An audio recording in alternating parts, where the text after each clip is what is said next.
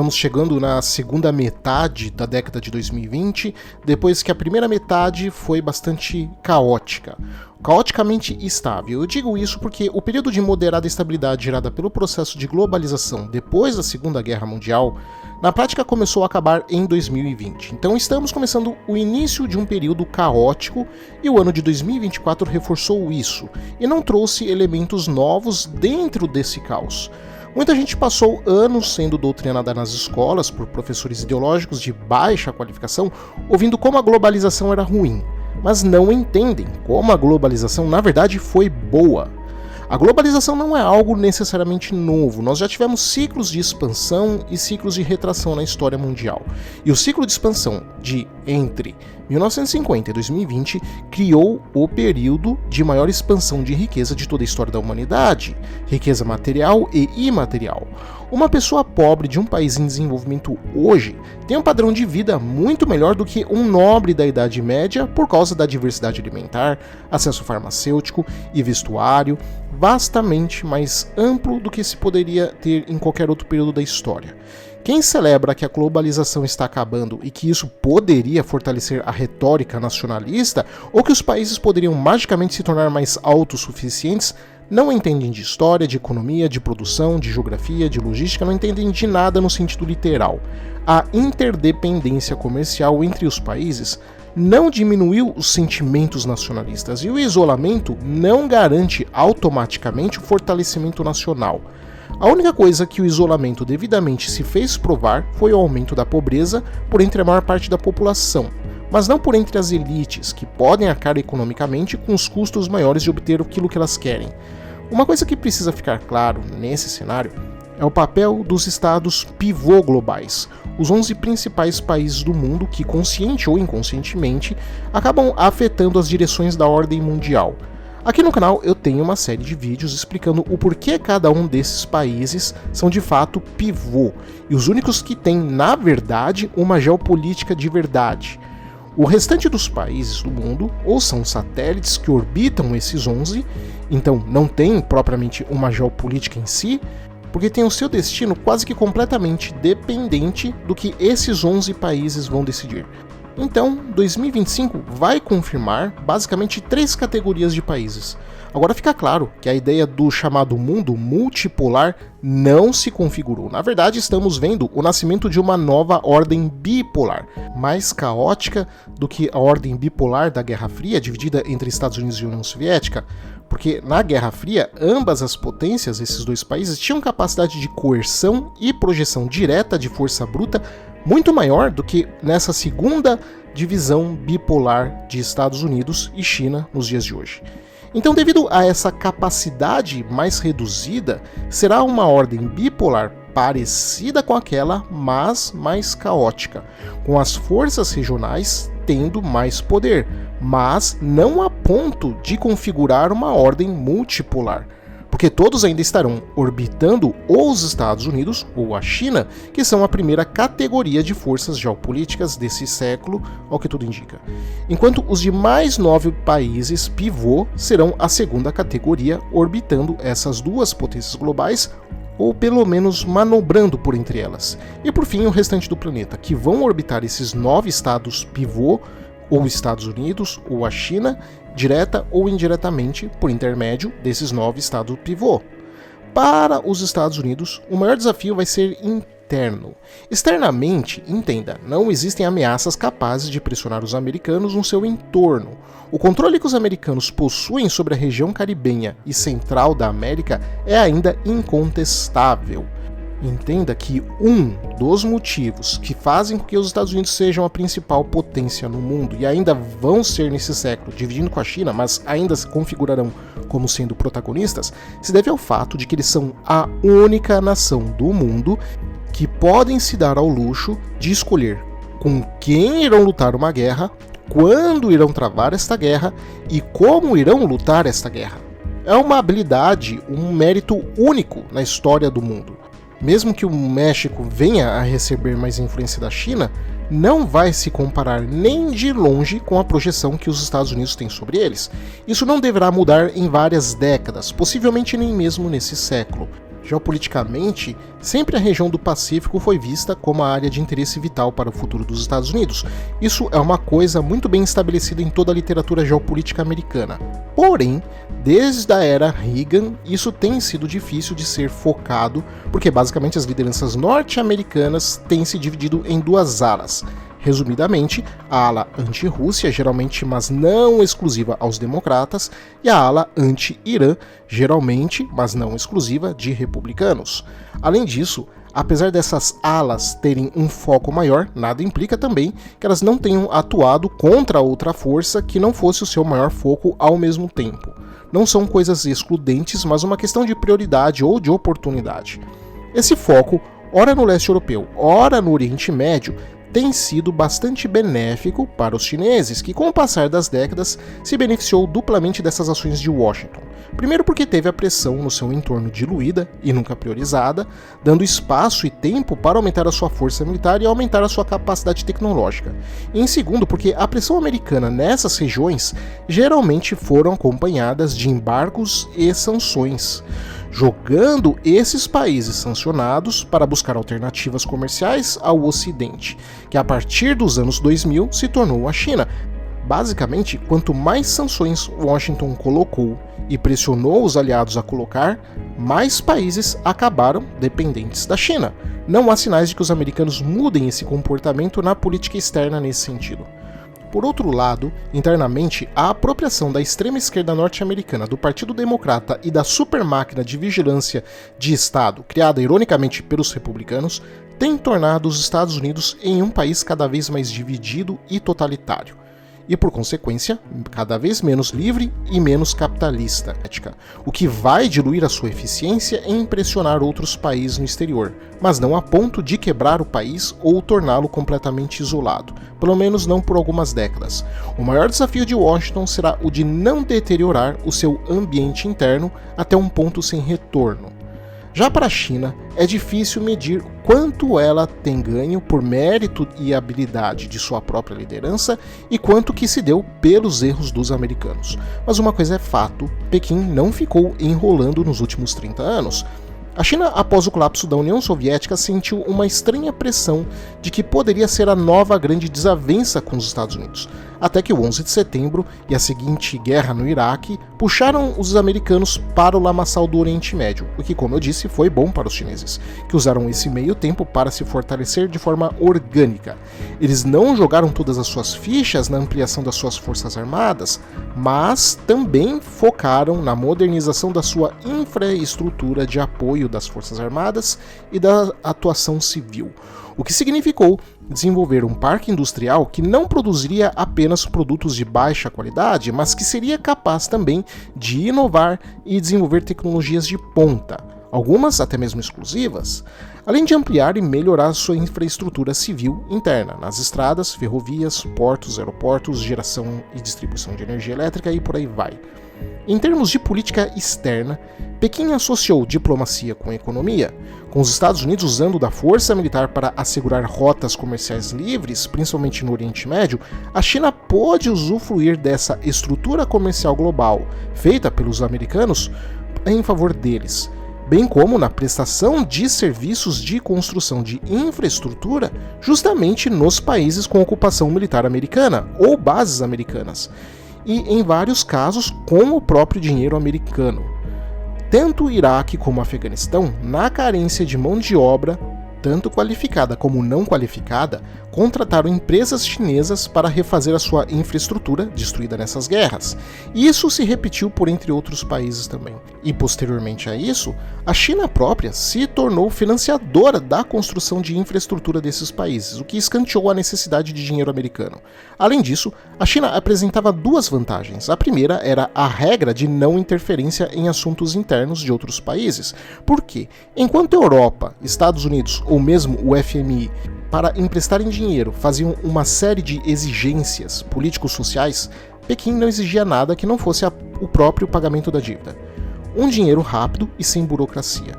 Além do que os países, quando não tinham condições de arcar com a dívida contraída, podiam ainda pagar com a exportação de commodities. Os três maiores problemas chineses de fato então são: o primeiro, e não orgânico, mas muito artificial, foi lidar com o fim da estratégia do PCC para turbinar a sua força de trabalho, que veio da política de filho único em 1979. E por não ser orgânico, derrubou a taxa de fertilidade chinesa numa velocidade muito maior do que a dos outros países do mundo, sendo aqui esse o grande desafio chinês. Os chineses terão que buscar métodos eficientes que estimulem a natalidade no país. Em segundo, em um mundo mais caótico e dividido, sem a garantia dos mares livres assegurados pelos Estados Unidos, a China terá que achar meios que garantam pelo menos livre comércio dela com esses países. Então a pergunta é, até onde os chineses poderão garantir o estabelecimento de seus objetivos sem usarem o uso da força? E por fim, o medo de que a instabilidade gerada a partir da queda de Bashar al-Assad venha a colocar em risco o projeto da Rota da Seda. Porque as chances do jihadismo sunita se expandir para o Líbano, para o Iraque e até mesmo para o Irã são muito grandes. E caso o Irã não aguente essa pressão, toda a Ásia Central corre o risco de cair. E caso a Ásia Central venha a se tornar um epicentro do jihadismo sunita, a própria região interna da China, a região de Xinjiang, de maioria uigur, pode vir a dar problemas no futuro. Então a China está prestando muita atenção aos fatos que vão se desenrolar a partir da queda do governo de Bashar al-Assad na Síria e como isso pode vir a afetar os iranianos e os interesses chineses e russos na Ásia Central. Em seguida, nós temos os países da segunda categoria, que vão orbitar ou transitar por entre Estados Unidos e China.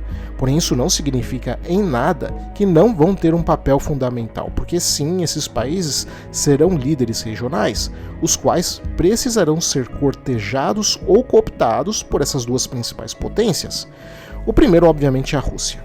O maior desafio da Rússia, diferente do que muitos analistas apontam, nem será tanto a sua sobrevivência econômica, porque basicamente a história da Rússia é a história de um país que economicamente sempre patinou, quase se desequilibrando, mas conseguindo se manter em pé.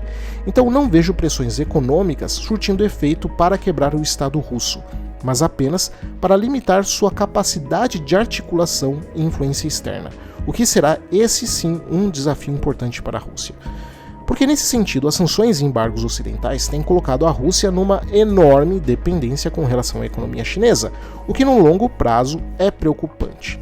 Não à toa, a Rússia tem tentado diversificar o máximo possível as suas relações comerciais. O último encontro dos BRICS, com a participação de vários países, deixou claro uma coisa que eu vinha reforçando desde o começo do conflito. A Rússia nunca foi de fato isolada. O Ocidente é que perdeu muito do poder de coerção que tinha no passado. O fato de que nenhum país africano, latino-americano, do Oriente Médio e do Sudeste Asiático tenham feito qualquer retaliação econômica contra a Rússia demonstra isso. É claro que não poder comercializar direito com os Estados Unidos, Canadá e Europa vai acabar atingindo pesadamente um país, mas o fato é que isso se mostrou um sinal muito preocupante mais para o Ocidente, o de que é possível sobreviver e relativamente bem sem eles, ou seja, eles estão se tornando dispensáveis. Essa é a consequência de aplicar tantas sanções e embargos ao longo das décadas, porque a economia dos afetados vai acabar se adaptando. E é mais justo dizer que não foi a Rússia que perdeu, mas que o Ocidente perdeu o acesso aos russos, que serão, ou pelo menos seriam, fundamentais para o Ocidente no futuro. Sem o apoio russo, ou pelo menos a normalização com a Rússia, não só a Europa fica excessivamente dependente dos Estados Unidos, como perde qualquer capacidade de influência na Ásia Central e Sul da Ásia, áreas de grande influência direta, no caso da Ásia Central, e indireta no caso do Sul da Ásia, além de ver muito diluída a sua influência que já vinha sendo enfraquecida no Oriente Médio, que estreitou suas relações com os russos, e futuramente até talvez na própria África. A estratégia russa, ao que tudo indica, é o de evitar ser engolida pela gigantesca gravidade chinesa. E para isso os russos vão tentar liderar moral e psicologicamente os países insatisfeitos e que se sentem excluídos desse cenário de bipolaridade sino-americana. E fazer isso em meio à sua crise demográfica só não é pior porque os seus vizinhos estão numa situação demográfica igual ou até pior que a deles. Outro problema grave para os russos é a ameaça jihadista da Fúria Islâmica também. A queda de Bashar al-Assad em 2024 na Síria coloca em dúvidas, embora não vá enterrar de vez, as potencialidades russas na África e no Mediterrâneo. Os russos vão tentar negociar em 2025 a sua permanência na Síria, embora mais reduzida, mais limitada ao litoral e quase inexistente no interior do país. Provavelmente vão seguir também ampliando bases alternativas no norte da África e em especial na Líbia. Porém, caso percam essa operacionalidade na África, vamos ver a ascensão jihadista na África, sobretudo na região do Sahel, o que será um problema ironicamente para a própria Europa. Mas além disso, a queda de Bashar al-Assad tirou muito da capacidade de projeção iraniana, que poderá sentir uma pressão enorme no futuro diante do jihadismo, e tal como os chineses, os russos temem que uma queda iraniana desestabilize a Ásia Central.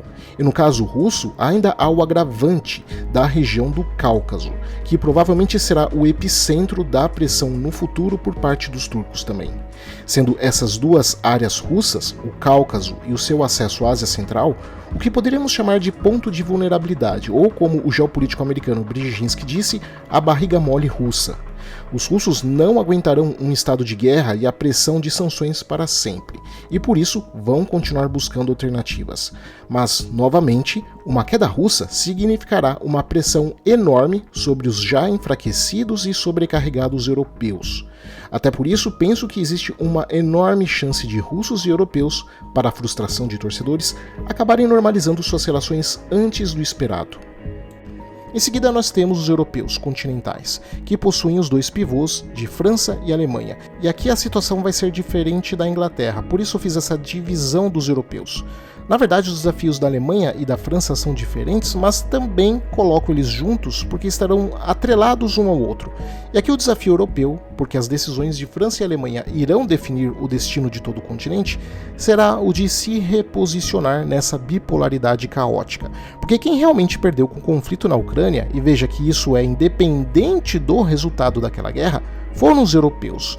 E não que necessariamente eles perderam para os russos, como eu disse, mas eles perderam os russos.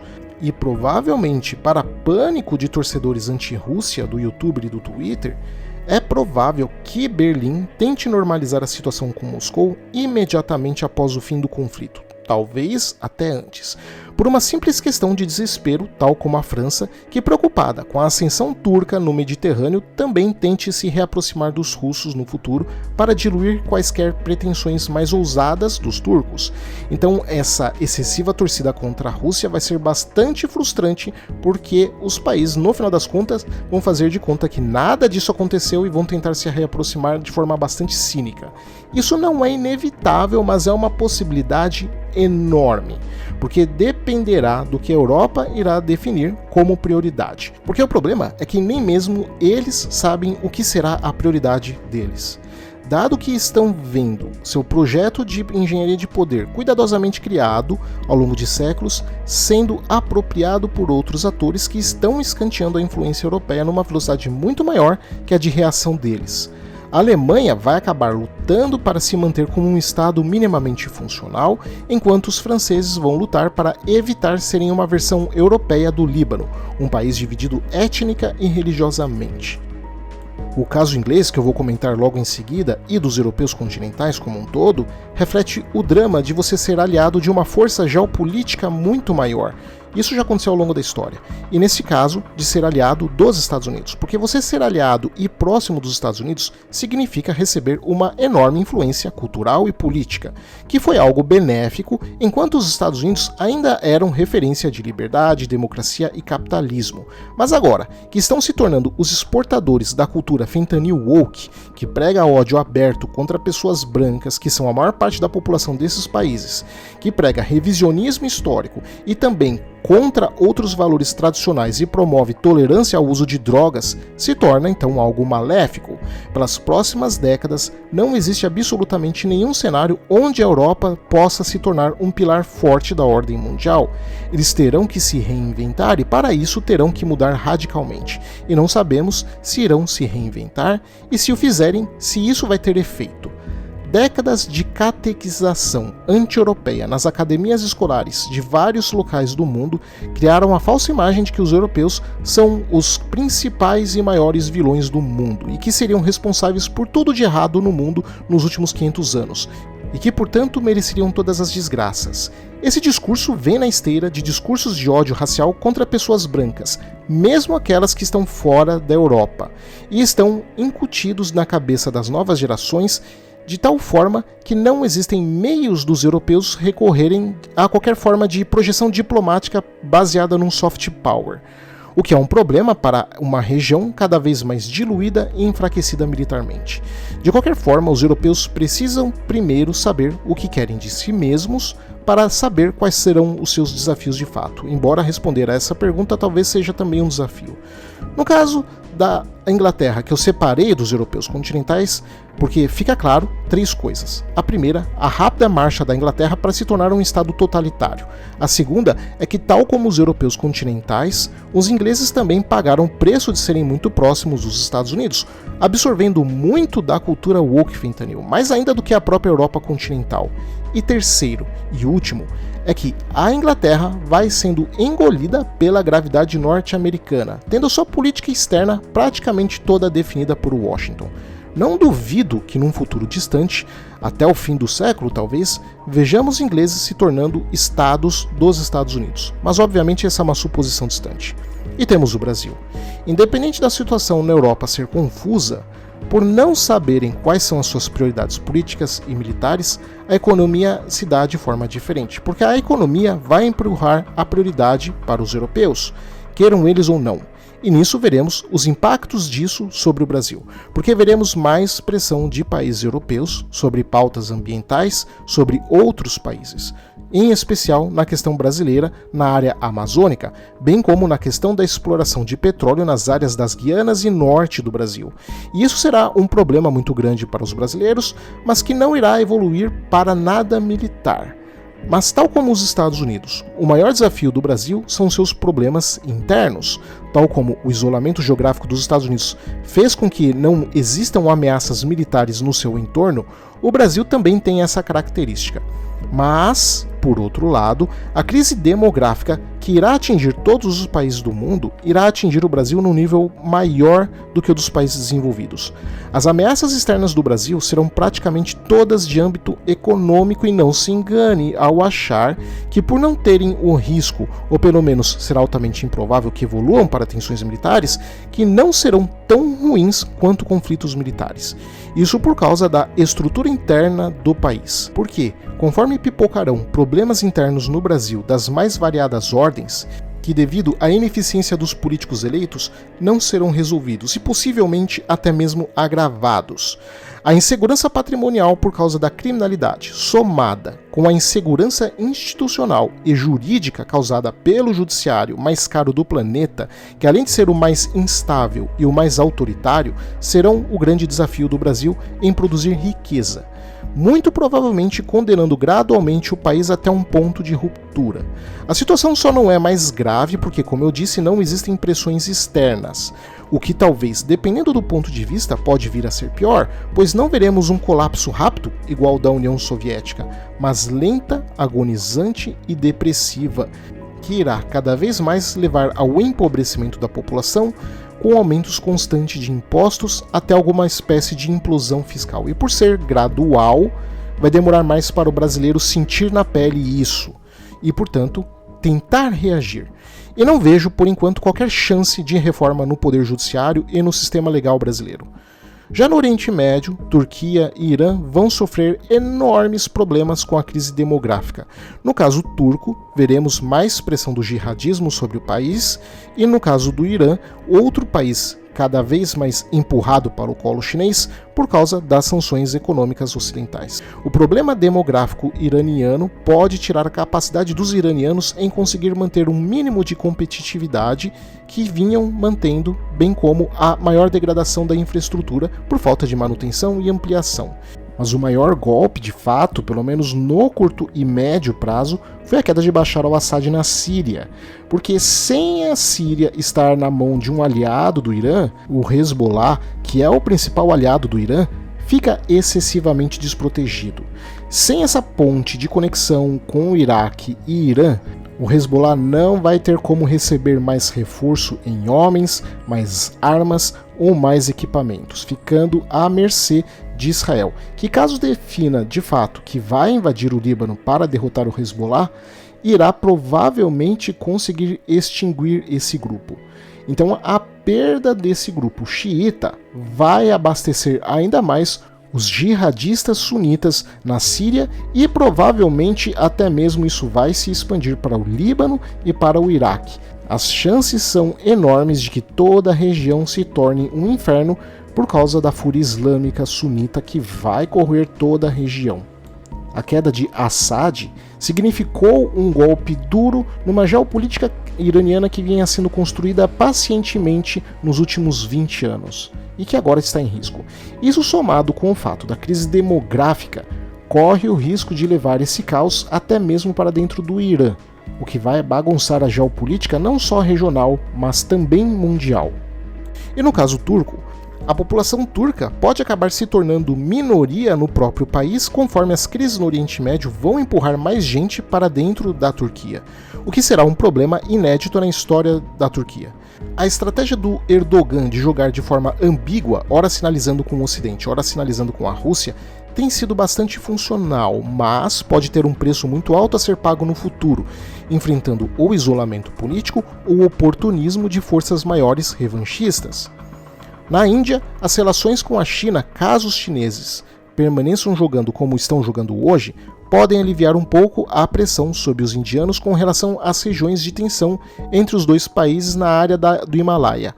Porém, o que os entusiastas dos BRICS não entendem é que um acordo pleno e absoluto entre China e Índia vai muito além das disputas de fronteiras na área do Himalaia. Na verdade, ali é a área mais fácil de resolver por ser relativamente vazia. O problema real da situação sino-indiana terá que resolver a questão do Paquistão, que é o principal aliado chinês e cuja relação com a Índia é irresolvível. Porque para um acordo pleno e absoluto entre Índia e China ser firmado, a Índia teria que abrir mão de qualquer pretensão de influência na Ásia Central e Sudeste Asiático, ou seja, reconhecer a supremacia ampla da China, bem como aceitar em excluir qualquer forma de disputa com o Paquistão. O que pode até parecer fácil, mas não é fácil de ser acordado porque simplesmente o governo paquistanês não tem controle sobre todo o seu território e nem sobre todos os atores políticos jihadistas de dentro do país, que estimulam o crescimento islâmico e jihadista dentro da Índia, o que coloca em risco a própria existência das demais religiões e etnias e culturas dentro da Índia. Então, os indianos não podem ficar apenas numa posição passiva com relação aos paquistaneses. E os chineses, é improvável que abram mão de sua aliança com o Paquistão, porque ele é a garantia, tanto territorial como nuclear, de que os indianos ficarão minimamente contidos e sem grandes ambições que rivalizem com Pequim. O dilema indiano, assim, é ser proativo contra o crescimento islâmico dentro do país, o que vai envolver atuações contra o Paquistão, e os contrapõe com a China, ou aceitar tacitamente uma hegemonia chinesa. Por último, o Japão, que por incrível que pareça, poderia ser o país com maior vantagem por entre os países que vão sofrer com a crise demográfica, já que estão isolados geograficamente, não sentiriam a pressão da fúria islâmica e não seriam inundados por imigrantes de países hostis, bem como o fato de terem construído ao longo de quase um século a melhor infraestrutura do mundo, com tecnologia e indústria de ponta, daria uma relativa habilidade para eles lidar com essa crise, tendo garantia também de abastecimento alimentar e mineral dos Estados Unidos e da Austrália. Porém, a falta de pragmatismo também tem recaído sobre Tóquio, que ao invés de aproveitar da fragilidade russa, ampliando cooperações e investimentos para tentar ter acesso aos recursos abundantes e baratos da Rússia Oriental, que seriam bem vistos por Moscou para diminuir a sua dependência com a China, acabaram por também tentando pressionar a Rússia, e isso teve o tiro de volta, que acabaram com isso, aumentando a sua dependência com os Estados Unidos e da energia que vem do Oriente Médio. Além disso, como sempre, eu já disse antes, você não fica próximo de um gigante como os Estados Unidos sem sofrer a influência deles. E o povo japonês, que parecia imune às doenças da cultura woke fentanil, estão cada vez mais sendo bombardeados pela pressão tanto do governo americano como de grandes investidores americanos como a BlackRock em aceitar a inserção desta cultura dentro do país, o que tem sido infelizmente aceito por parte considerável dos políticos e empresários japoneses. Em outras palavras, um dos países que até tinha mais munição para atravessar a fase de transição da ordem global pode acabar importando para dentro de si problemas que não existiam antes para eles, como políticas ESG, DEI, afrosupremacismo, que vão destruir valores nativos e revisionismo histórico, tolerância ao consumo de drogas, agendas sexuais e por aí vai. Então, no caso japonês, é o Japão quem tem tornado o seu próprio destino duvidoso. De qualquer forma, o que fica claro, não estamos indo para um mundo multipolar, mas sim por essa bipolaridade caótica. Talvez tenhamos a ascensão de novos estados pivô nas próximas décadas que poderiam substituir ou acrescentar o número de estados da segunda categoria que eu mencionei. Mas a ampla superioridade dos Estados Unidos e da China parece por enquanto incontestável. Eu poderia até apostar na ascensão de alguns outros estados pivô, como Vietnã, Polônia, Austrália e Emirados Árabes, mas aí seria uma questão para outro vídeo. Muito obrigado a todos, espero que vocês tenham gostado. Não se esqueçam de se inscrever no canal e de compartilhar o vídeo com todo mundo que vocês conhecem para ajudar o canal Geopolítica Mundial a continuar crescendo. Abraços e até o próximo vídeo.